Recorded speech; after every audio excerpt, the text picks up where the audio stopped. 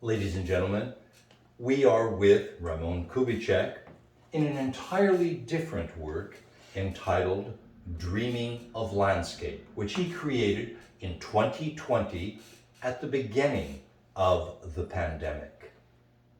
When I look at this work, Ramon Kubicek, and I think of the exchanges we've had on spirituality and the relationship between aesthetics and art, which is my area, I can't help thinking that there's something planetary, if not cosmological, about this work. How would you respond to that? Well, it sounds very attractive to say yes. Yes, I thought about that, but I'm afraid I can't be entirely honest. I can't deny it either. But I was thinking in far simpler terms. I was thinking, first of all, of just dividing up space, and working with the size of the canvas. So how I would fit all of that in. And I'm very interested in dividing up the canvas in such a way that the plane refers to different dimensions of what's going on. So you've got obviously the human figure there, and he's got he or she, in this case he, but it could be she just as well, has their eyes closed. And then what comes up are references that are not to the social world, to some other kind of world.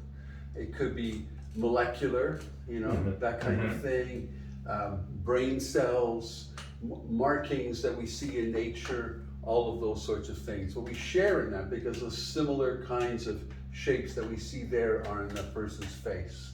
So, and then here, which is a little bit more, I don't know, I don't want to say, but it's kind of, body painting kind of thing. It occurs there. So I try to mix all these things, but dividing up the space. So I'm playing with these different domains, and I'm not thinking beyond that, just balancing those sorts of domains. That's about it. Well, you've referenced the molecular, and what intrigues me in this particular painting is the relationship I ascertain between the microcosm and the macrocosm, and that's why I reference cosmology. It's as though the entire universe is encapsulated in a minimum of geometric forms and chromatic colors. Okay, sure, I'll accept that. I can't say that, as I said, I can't say that it was my goal, but it's possibly that if I were to look at others, I usually don't work smaller than this, so other paintings of similar size, I might suddenly discover, yes, Professor Cornet is right, I am working in that way. I think in other ways when I paint. So I don't work, even though I'm familiar with all kinds of ideas just through my studies in art history and teaching and reading in various domains. When I paint, I go in, as they say, with blank mind, just completely intuitive. And I have a simple idea, and I try to pursue it. And if it's too intellectual, it doesn't work.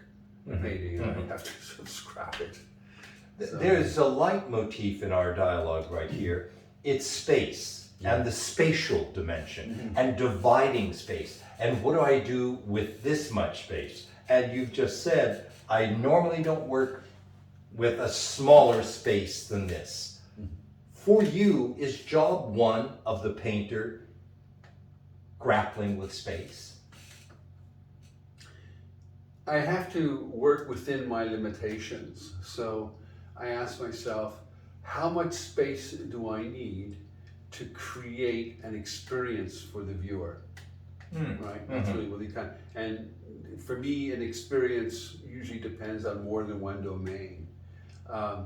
So at the moment, where I am in my art journey, that's basically, if I work really small, if I started to,